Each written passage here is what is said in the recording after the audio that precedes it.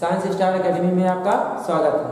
जैसा पिछले वीडियो में आपने देखा, वास्तविक संख्याएं प्रश्नावली 1.2 के 4 क्वेश्चन हो चुके थे। यहाँ पे 5वां क्वेश्चन है, जो महत्वपूर्ण क्वेश्चन है। जांच कीजिए कि क्या किसी प्राकृत संख्या n के लिए संख्या 6 पावर n अंक 0 पर समाप्त हो सकती है। ठीक है बच्चों, तो बहुत आसानी से कर सकते हैं। उसके लिए कुछ महत्वपूर्ण बातें अपने इसमें में रखना है। जैसे यदि कोई संख्या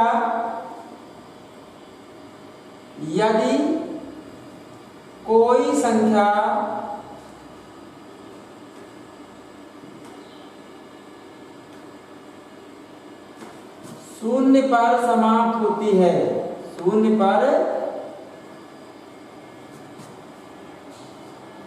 समाप्त होती है, तो वह 10 से विभाज्य होगी। 10 से विभाज्य होगी। अर्थात इसे हम दूसरे शब्दों में बोल सकते हैं, अर्थात इसे दूसरे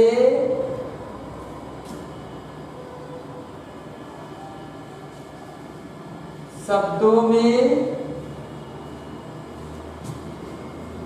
2 या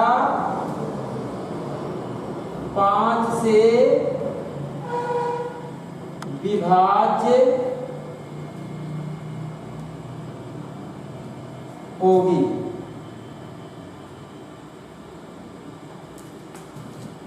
क्योंकि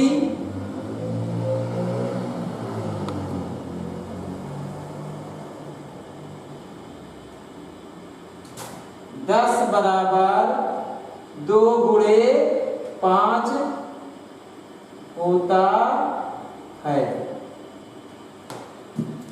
क्योंकि अगर वो 10 से विभाज्य है तो वो 2 से विभाज्य होगी और 5 से भी विभाज्य होगी। अगर 2 से तथा 5 दोनों से विभाज्य संख्या है तो वो 10 से विभाज्य होगी। अगर 10 से विभाज्य संख्या है तो उसके वो 0 पर समाप्त होगी। अब यहाँ पर दिया गया 6 पावर n, 6 पावर n बराबर 2 इंटू 3 की पावर n होगा। इसे हम लिख सकते हैं, तो भाग पर घाते होती तो घातों का गुणा हो जाता है। उसके अनुसार हो जाएगा 2 की पावर n इंटू 3 की पावर n। अब 6 पावर n के अभाज्य खंडों में 6 पावर n के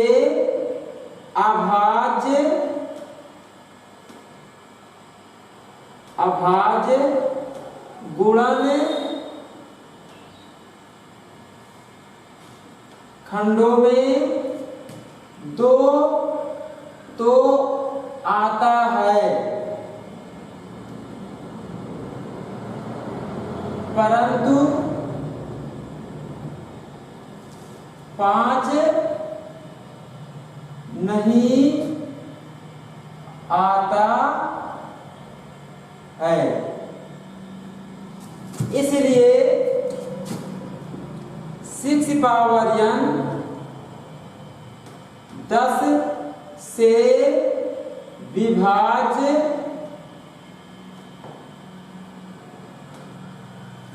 नहीं है।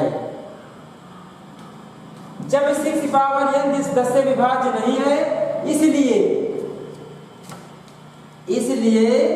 6 पावर n संख्या, एक मिनट, संख्या 6 पावर n अंक 0 पर समाप्त नहीं हो सकती है। यही हो जाएगा हमारा इति सिद्धम। क्योंकि बच्चों यहाँ पर दिया जा रहा है, जांच कीजिए क्या किसी प्राकृत संख्या n के लिए संख्या 6 पावर n अंक 0 पर समाप्त हो सकती है। तो यहाँ पर चेक किया गया तो क्या हो रहा है, समाप्त नहीं हो सकती है, अर्थात संख्या 6 पावर n अंक 0 पर समाप्त नहीं हो सकती, क्योंकि अभाज्य गुणनखंडों में 2 तो आता है परंतु 5 नहीं आता है। जब 2 और 5 दोनों आएंगे तभी वो 10 से विभाज्य होगी, जब वो 10 से संख्या विभाज्य होगी तभी अंक में अंत में शून्य आ सकता है। समझ आ गए बच्चों, नोट कर लीजिए।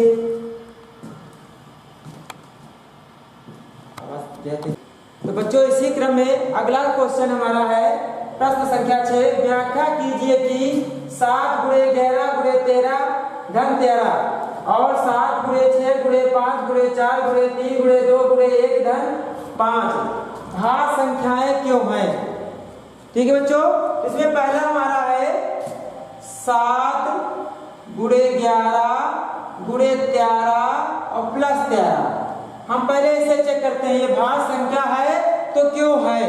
आप बच्चों पता होगा आप सभी को कि भाज्य संख्या वे संख्या होती है जिनके गुणनखंड स्वयं और एक के अतिरिक्त कोई अन्य गुणनखंड हो जाता है। ठीक है बच्चों, यहाँ पर देखिए दी गई संख्याओं में इसमें एक पद है, इसमें देखिए 13 दोनों में से कॉमन है। अगर हम 13 यहाँ पर कॉमन कर लेते हैं तो बचता है 7 गुणे 11 और प्लस 1।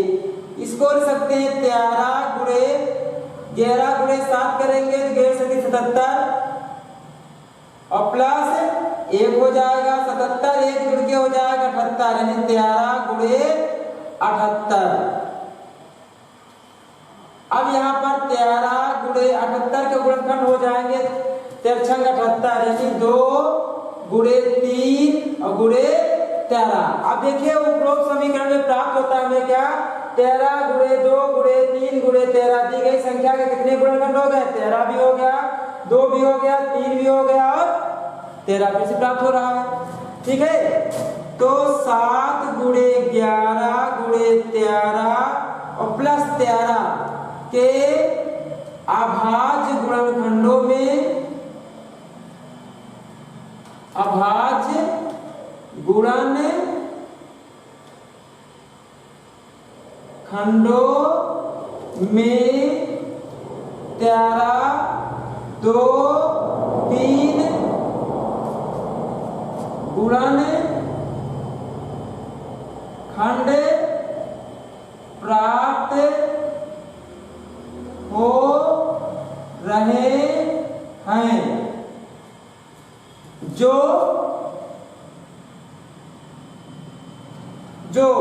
स्वयं और एक के अतिरिक्त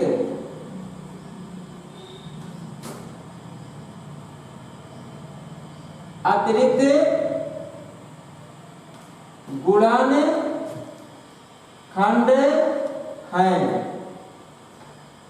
इसलिए दी गई संख्या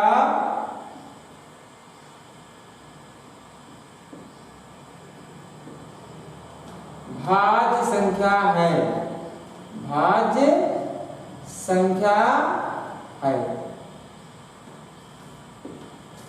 ठीक बच्चों, इसी प्रकार हमारा सेकेंड पार्ट हमारा है 7 गुणे 6 गुणे 5 गुणे 4 गुणे 3 गुणे 2 गुणे 1 प्लस 5 है। अब इसमें देखिए दो एक पद हमारा एक संख्या ये बन रही है, एक पद में एक ये बन रही 5, दोनों से हम 5 कर लेंगे कॉमन, तो बचेगा यहाँ पे ब्रैकेट में 7 गुणे 6 गुणे 4 गुणे 3 गुणे 2 गुणे 1 प्लस 1 बचेगा। यहाँ हो जाएगा 5 गुणे, इनको आपस में सरल कर लेंगे, 7 छंग 42 और 42 दूनी 84। इसका गुणा कर लिया। ये दो संख्या बची, 4 3 12 प्लस 1 हो गया। यहाँ जाएगा 5 गुणे 12 चौक 48 और 12 अट्ठे 96 और 4 100 यानी 108 1008 हो गया और प्लस 1 जुड़ेगा यहाँ पर, तो 5 गुणे 1009। अब इसी से देख के हमें पता चल रहा है एक संख्या हमारी 5 हो गई, एक संख्या 1009 हो गई, दो गुणनखंड आ गए जो स्वयं के और एक के अतिरिक्त आ रहे हैं। तो यहाँ पर लिख देंगे चूंकि दी गई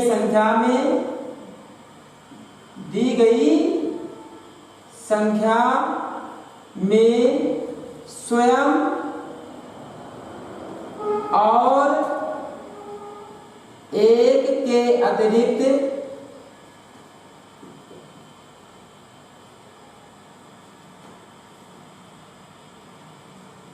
अन्य गुणनखंड 5 तथा 1009 प्राप्त हो रहे हैं। इसलिए दी गई संख्या ही भाज्य है। तो आगे बच्चों कि क्या दिया गया व्याख्या कीजिए कि 7 गुणे 11 गुणे 13 प्लस 13 और 7 गुणे 6 गुणे 5 गुणे 4 गुणे 3 गुणे 2 गुणे 1 प्लस 5 भाज्य संख्याएं क्यों है? क्योंकि उनके गुणनखंड जो है स्वयं के अतिरिक्त और एक के अतिरिक्त अन्य गुणनखंड भी प्राप्त हो रहे हैं, इसलिए भाज्य संख्याएं हैं। समझ गया बच्चों? नोट कर लीजिए। तो हाँ बच्चों, इसी क्रम में हमारा प्रश्नावली 2 का प्रश्न नंबर 7 जो लास्ट क्वेश्चन प्रश्नावली का है, महत्वपूर्ण क्वेश्चन है। किसी खेल के मैदान के चारों ओर एक वृत्ताकार पथ है। इस मैदान का एक चक्कर लगाने में सोनिया को 18 मिनट लगते हैं, जबकि इसी मैदान का एक चक्कर लगाने में रवि को 12 मिनट लगते हैं। मान लो दोनों एक ही स्थान और एक ही समय पर चलना प्रारंभ करके एक ही दिशा में चलते हैं, तो कितने समय के बाद पुनः प्रारंभिक स्थान पर मिलेंगे? तो यहाँ पर बच्चों क्या है, वृत्ताकार पथ का एक चक्कर लगाने में सोनिया को 18 मिनट लगते हैं, जबकि उसी मैदान चक्कर लगाने में रवि को 12 मिनट लगते हैं। तो यहाँ पर हो जाएगा सोनिया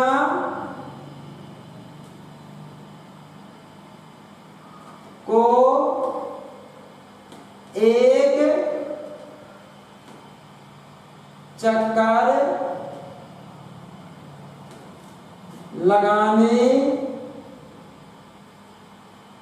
पर, जो दिया गया है, पर लगा समय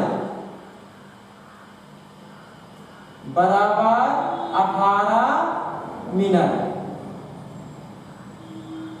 और क्या दिया गया यहाँ पर, रवि को एक चक्कर लगाने पर लगा समय कितना है, 12 मिनट।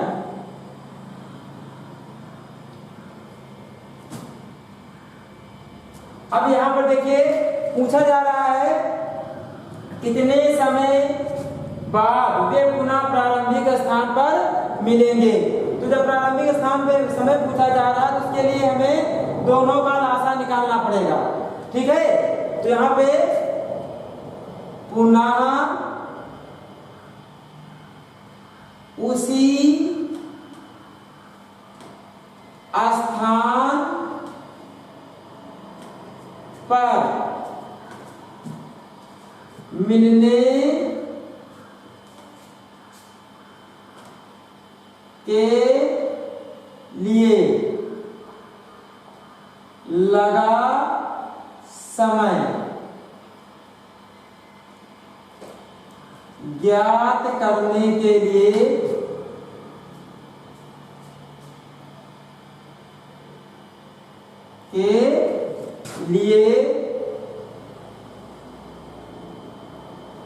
18 तथा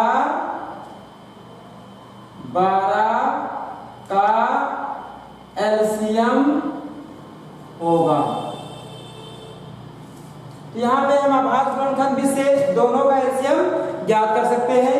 तो 18 जैसे, तो 18 के आभास 3 और 12 के अभाज्य गुणनखंड कर लेंगे तो जाएंगे 2 गुणे 2 गुणे 3। अब यहाँ पर एलसीएम ज्ञात करेंगे तो देखो 18 के जो पहले संख्या के वो सभी गुणनखंड है वो वापस उतार लेते हैं। यहाँ पर 2 गुणे 3 गुणे 3। अब दूसरे के जो यहाँ पे पेयर बना ले जाएगा उसका हम गुणनखंड नहीं उतारेंगे, जैसे इस 2 का पेयर इस 2 से बन जाएगा, लेकिन इस 2 का पेयर बनाने के लिए यहाँ पर कोई संख्या दूसरी 2 नहीं, एक 2 यहाँ पर उतार लिया जाएगा।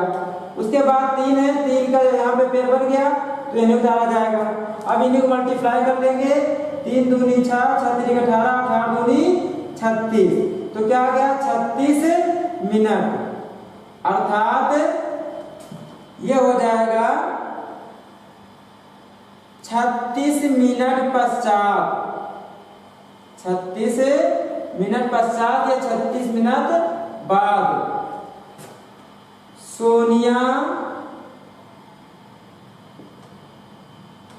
और